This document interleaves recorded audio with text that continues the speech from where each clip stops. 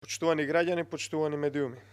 3 дена молк од јавното обвинителство за случајот со 270.000 евра доделени на фризерница. Лидија Димова, како актуелна директорка на Националната агенција за европски образовни програми и мобилност, изминативе 3 години е загушена во криминал. Дали од тендери, дали од набавка на луксузни возила, джипови, дали од доделување на грантови, загушена е во криминал, а се уште јавното обвинителство нема преземено никаков чекор. Цели 3 години се читаат и слушаат скандали низ медиумите со докази приложени за проневери и сомнежи за криминал поврзани со Лидија Димова, а се уште јавното обвинителство и финансовата полиција молчат. Замислете, фризерницата која земала 270.000 евра за едукација за медиумска писменост, во 2017 година има завршна сметка со нето добивка од само 3.000 денари.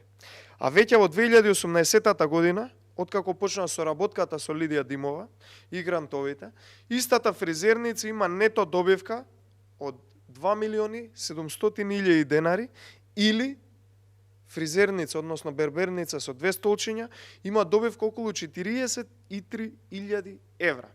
Ова е пораст од 2017 во однос на 2018 година од 85.000% на добивката. Неверојатно е како луксузни салони за убавина и за разубавување не заработуваат толку огромни суми на пари, а не пак оваа берберница малска со 2 столчиња. Но и покрај ваквите сомнежи, ниту јавното обвинителство, ниту било кој нема да се осмели да покрене било каква постапка. Од едноставна причина, затоа што нив ги штити Зоран Заев и Лидија Димова и сите останати. Почитувани, ова ќе биде по се изгледа уште еден случај каде што има сомнеж за директор назначен од Зоран Заев и СДСМ, близок директор на Зоран Заев, каде што злоупотребуваат службена должност, а јавното обвинителство и самиот Заев го штитат истиот директор. Уште еднаш апелираме. Лидија Димова си даде оставка веднаш. Ваков директор не смее да ја води оваа институција. Секој поминат ден, како директор во институцијата, е ден повеќе да прикрива докази и сокрива документација, истото како што се случуваше од страна на Катица Јанева во специјалното јавно обвинителство. Благодарам, повелете прашања. Вчера премиерот Заев изјави дека македонските граѓани треба да се подготват за можноста да не се одржи меѓудržавната конференција. Кој е вашиот? Само да се извинам и да ве замолам, бидејќи во контекст на истото прашање имаше поставено и електронски од друг медиум, би сакал да го прочитам и ќе ви одговорам наеднаш. Како ја коментирате изјавата на премиерот Заев, ако Бугарија не отстапи од незините барања, ќе се одложи првата меѓувладина конференција со Европската унија и што значи ова сега?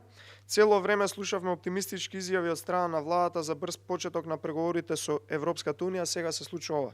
Така да во контекст на овие две прашања поставени, морам да потенцирам дека пред неколку години Зоран Заев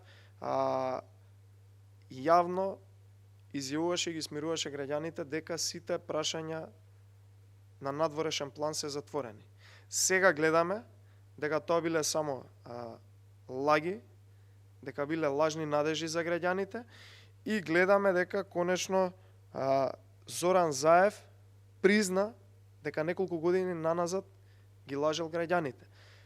Ние ќе следиме ситуацијата, ќе следиме внимателно, бидејќи се работи за сериозна ситуација, каде што може практично заради вина на еден човек како Заев, кој што ги лажел граѓаните, да се одложи пристапот кон Европската унија, така да ќе следиме внимателно и во текот на наредниот период ќе видиме како ќе се развива ситуацијата. Од она што можам да го потенцирам, дека ова е еден огромен неуспех на